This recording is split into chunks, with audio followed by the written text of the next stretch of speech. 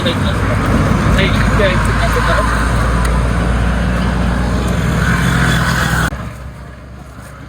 আচ্ছা ভাই, আপনি আসছেন কোথা থেকে?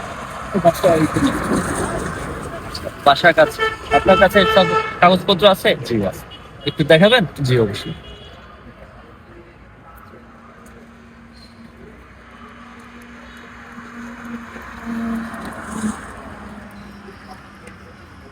এখানে গাড়ির ব্লুবুক, আচ্ছা, গাড়ির কাগজ, হচ্ছে আমার ড্রাইভিং লাইসেন্স, ড্রাইভিং লাইসেন্স।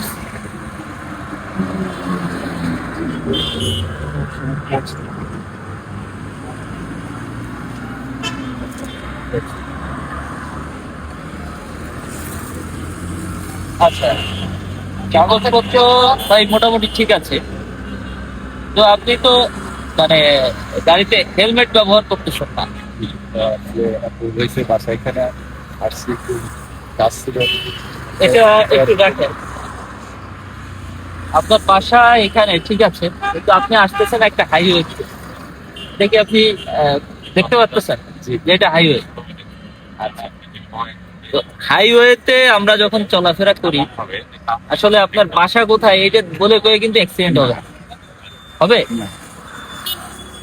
তো একবার যদি অ্যাক্সিডেন্ট ঘটে যায়, সেক্ষেত্রে আপনি কিন্তু মানে যতটা না আপনার এই যে আমি ধরতেছি আপনাকে আপনাকে দাঁড় করাচ্ছি জিজ্ঞেস করতেছি, এটাই আপনার ব্যক্তিগতভাবে যতটা না ক্ষতি হবে, তার থেকে আপনি নিজে ব্যক্তিগত ক্ষতির শিকার বেশি হবে। জি, এটা কি আপনি মনে করেন? এটা আমি মনে করি।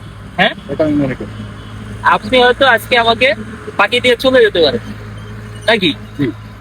চলে যেতে পারেন, অথবা আমি আপনাকে ছেড়ে দিতে পারি।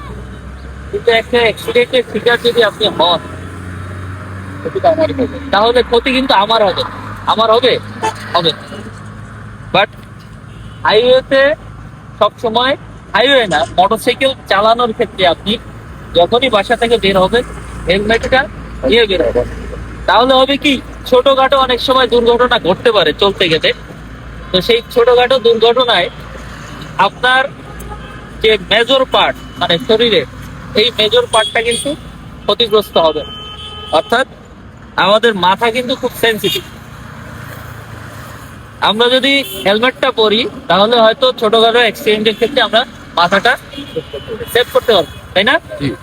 আচ্ছা, তো আমি আশা করব যে আপনি হেলমেট ব্যবহার করুন।